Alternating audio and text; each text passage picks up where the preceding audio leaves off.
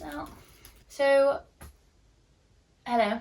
I thought I would do a little book video of books I read in like the first 3 months of the year, the first quarter. Because I thought it's a good place to do like a little what I've been reading.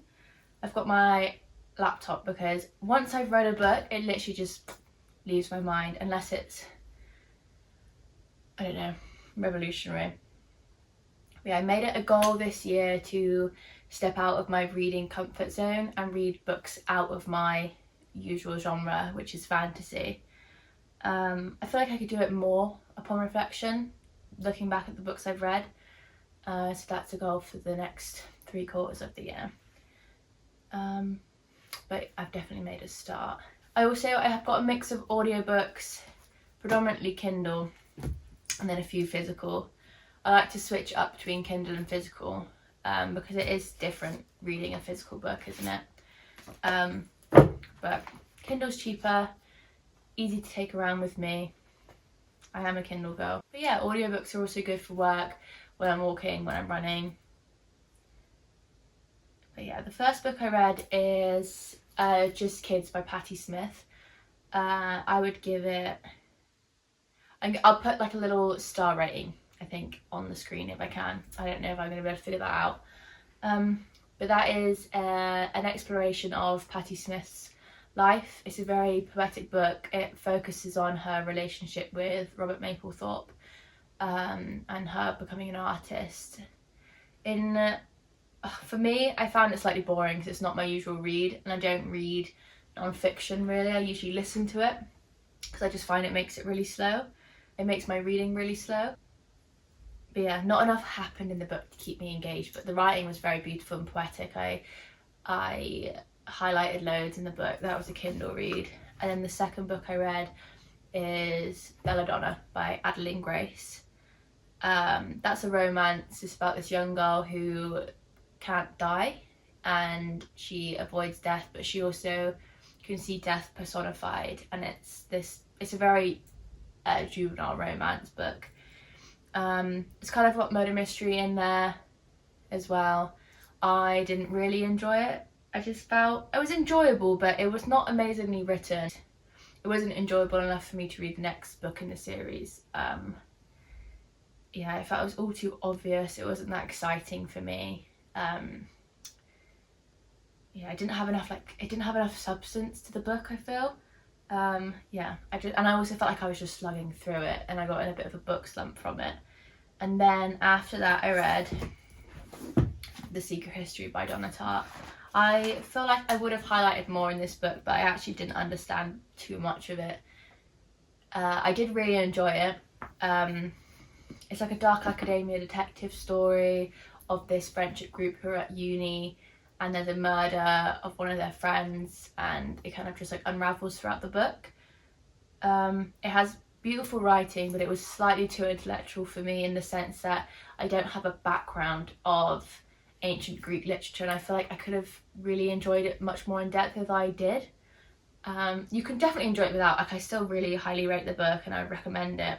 And like, if I was studying this book in a classroom, then I feel like I'd enjoy it a lot more because I get to understand like the symmetry between that and like a Greek tragedy, I feel like. But yeah, I loved the weird relationships in this book and the tension. And I also love the character Francis. He was my favourite. Okay, after that I listened to From Blood and Ash. I mean, I was kind of listening to From Blood and Ash before like the whole while. It takes me a while to listen to a book because I'm not doing it all the time. I'd rather read a physical copy, but From Blood and Ash I was listening to at work and on my runs and stuff, and that's by Jennifer L. Armentrout. Now this was a reread for me. I've already read the books, but I thought I just wanted a fun little book to listen to. It's definitely a fantasy romance, an adult fantasy romance. I don't know what else to say without giving away a lot of the plot. There's vampires, werewolves, gods, a big magic system. There's a great twist in it that I accidentally spoiled for myself the first time I read the book. But yeah, it's all like, you know, the whole enemies to lovers shebang that's very famous, but it was an easy read. Well, it was a reread. And then second I read Godkiller. Not second. Next I read Godkiller by Hannah Kaner. That book has like the found family trope, which I love. It's about a noble, who has like a god attached to her spiritually and kind of physically, and a knight, or a retired knight, and they enter this like journey together, kind of not purposefully, and it's really nice. It's an easy read, it's only short. The magic system's really lovely, and like there's a lot of substance to the magic system. I really liked it. I would have read the second one, but it didn't come out, it wasn't out yet when I finished the book. And I find that if I don't read them in conjunction, then I just forget, and I just never get round to reading the next book in the series. Okay, sorry if the angle's changed a bit, my phone ran out of storage. But where was I? So I just spoke about God Killer. But yeah, the next book I read was House of Flame and Shadow by Sarah J Maas. Now that is book 3 in the Crescent City trilogy. I can't talk about that book specifically because I will give away everything that happens in the rest of the series, but I could talk about the Sarah J Maas universe for ages. It's what got me back into reading. It's just so good. I don't know if it's a big fantasy book. Yeah, I've read all her books bar this one more than once because I just love them so much. They're all romance. The magic system's insane. The thought that has gone into her writing, honestly, it's amazing. If you enjoy fantasy and haven't touched her books, I would highly recommend them. Start with the Throne of Glass series maybe, or Court of Thorns and Roses because it's a bit smaller. This one you have to read last, this series, I feel like, because you wouldn't understand it. But you could read it on its own. They're all really entertaining, and they're also like just so fast paced and so much happens, and they're just so enjoyable to me. Next I read Iron Flame, which is the second book from Fourth Wing by Rebecca Yarros. Fourth Wing is like this girl goes to this dragon rider school essentially, and I can't say much about Iron Flame without giving away Fourth Wing. But yeah, I didn't enjoy it as much as the first one. I felt like I was rereading the same scene over and over again, but I really enjoyed Fourth Wing. So I recommend Fourth Wing, but not Iron Flame as much. You kind of need to read it. And also, I feel like the author doesn't have the magic system like down. I don't know, it feels like when she's writing, she doesn't know it as well, and there's not like enough weight to the magic system. I'm not a writer, I don't really know. But that's kind of how it feels when you're writing. But the character development in the first book's amazing. And the enemies to lovers romance is great. It's an adult romance, so that's a warning. And then after that, I finished Kingdom and Flesh and Fire by Jennifer L. Armentrout, and that was an audiobook, and I read that one just through work.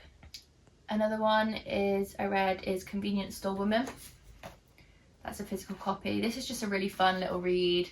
Stepping out my comfort zone, not reading fantasy. This is by Sayaka Murata. I was going to Japan, so I wanted to read like a Japanese author. It's short, it's funny, it's easy, not much happens. It's about someone that works at a convenience store and people trying to change her, and her finding comfort in the convenience store, and like the monotony of it. What was next? I'm trying to do it in order of the ones when I finished them. Next one was Daughter of the Forest by Juliet Marillier. This book's weird. It's like kind of based on a war between England and Ireland, and this is Irish family with a widowed father, and it's in the point of view of the daughter, and she's got 5 brothers, and the brothers get bewitched, and they all have this connection to, like a spiritual connection to the forest, and yeah, the brothers get bewitched, and she escapes, and she spends the book finding a way to unravel this. I enjoyed it. It was slow for me, and weird. Like they turn to swans. I don't know if that's a spoiler, and I can't look at swans in the same way anymore. I don't know. Every time I see a swan, I'm like kind of like a bit weirded out by them. So yeah, that kind of put me in a reading slump. So I was like, I need something quick and fast paced. So I read Bride by Ali Hazelwood next, which is all over TikTok. This is an enemies to lovers romance, an adult romance, werewolf vampire trope. I really enjoyed it. I think it was entertaining. It got me out of the reading slump, and yeah, if you want like an enemies to lovers romance, I'd recommend that one. And then the next book I finished was Green Lights by Matthew McConaughey, and that was an audiobook. And that's so out of my usual realm of reading because I don't like autobiographies or biographies. I don't read them. But this one I loved, partly because Matthew McConaughey narrates it and his voice is such a storytelling voice and it's so sexy. Just really nice to listen to. But his perspective on life and how he's lived his life and just like his views on living and how he's come to them are so interesting, and it's really nice to read or to listen to. Yeah, it was just really lovely. I really enjoyed that one. And then the next book I read was The Poppy War by R.F. Kuang, and that is about a girl who lives in poverty, and she gets into this big academy for warriors, a big school, like a university, and it's set in like an ancient China, I think. It explores themes of racism and other like big political undertones throughout the book. It's a very dark fantasy. It was very intense. It follows her becoming a warrior essentially, and like it leads up to this war where she finds herself as a warrior. And there's the magical element of the gods. She learns through the university to call upon these gods to help her in the war. But yeah, she's quite the main character, she's kind of irritating and unlikable in a way that makes her likable. I'm not sure if that makes sense, but that's how I felt with her. I kept on getting frustrated at her. Her character development throughout the book is really interesting, I would say. But the writing's amazing and the storytelling is incredible. It's just very intense, and there's a big magic system throughout that was quite a lot. And then after that I read The Dragon Republic, which is the second book. I didn't want to read the third book because The Dragon Republic just felt like too much war for me. There was another war. Sorry, someone's just started construction. I'm not sure if you can hear that. But yeah, there was another war and it's just too much war for me. I got a bit bored. But that one includes like Westerners. So there's like that kind of change up. It's not as light as my usual fantasy reads that I enjoy, but I really did like R.F. Kuang's writing. And then the last book I read is Talking with My Angels in the Bathtub, which is a poetry book, and it has like practices for healing in it. This is a book you can always come back to. The poems are so lovely, and this is by Sian Camille. It's just really sweet, and I feel like I can always come back to it to reflect and have more about it. I've just realised I've not spoken about this one, Emily Wilde's Encyclopedia of Fairies. I did write it down. So this is a book kind of set in like the Arctic Circle maybe, I'm not 100% sure, by Heather Fawcett. And this one has, it just follows an academic writing a research paper on the fairies, on the Fae, and she gets caught up in like just fairy mishaps essentially. But yeah, it's very light, it's very cozy, very whimsical. It's a nice like cozy winter read, I would say. I read this in January, so that should have been talked about earlier. But yeah, there's an undertone of like an underlying romantic subplot, but it's not a romance book, I would say. But yeah, I really enjoyed this one. Very cozy, very easy, and the cover is so cute with the little shiny mushrooms. But yeah, that's all the books I read in the first quarter. I would say my favourite has probably been either God Killer or House of Flame and Shadow, just because I'm obsessed with that universe. I feel like I've got a really good start on my reading this year, and I'm excited to see what I read for the rest of the year. But yeah, thank you for watching.